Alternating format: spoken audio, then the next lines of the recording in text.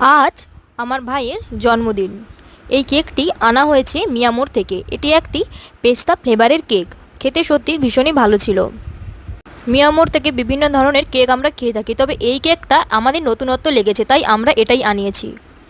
এখন cake cutting চলছে। Cake কাটা হয়ে গেলে এরপরে আমাদের বাড়ির পাশেই রামনবমী উপলক্ষে পুজো, সংকীর্তন ও খাওয়া দাওয়ার একটি ব্যবস্থা করা হয়েছে।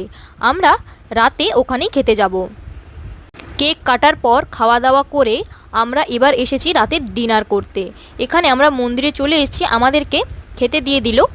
প্রথমে দিয়েছে আলু ভাজা, এরপরে দিল ভাত, তারপরে ছিল ডাল। ডালটার টেস্ট সবথেকে আমার বেশি ভালো লেগেছে। আমরা এখানে খাওয়া দাওয়া করছি, তার সাথে সাথে একটু কথাও বলে নিচ্ছি। কার কোন তরকারিটা বেশি ভালো লেগেছে সেই সব নিয়ে আমাদের আলোচনা চলছে। এখন চলে আসলো কুমড়োর তরকারি। এখন আমরা ডাল, আলু ভাজা আর কুমড়ো তরকারি দিয়ে একটু খেয়ে নেব।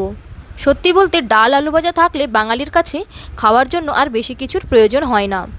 যেহেতু রামনবমী উপলক্ষে এখানে খাওয়া দাওয়ার ব্যবস্থা, তাই সম্পূর্ণ নিরামিষ খাওয়া দাওয়ার আয়োজন করা হয়েছে। আমার ভাই খেয়ে বলছে খাওয়াটা ওর ভীষণই পছন্দ হয়েছে, অর্থাৎ মেনুগুলো সত্যি ভীষণই ভালো খেতে ছিল। এরপর দিয়ে গেল পটল আলুর তরকারি আর পনিরের তরকারি। একসাথে পটল আলু আর পনির দিয়ে খেয়ে নিলাম। এরপর দিয়ে গেল টমেটোর চাটনি, আবার পনিরটা দিয়ে গেল কারণ আমাদের খুবই ভালো লেগেছে পনিরের তরকারি। এরপর দিল পায়েস আর মিষ্টি। আজকের জন্য এইটুকুই।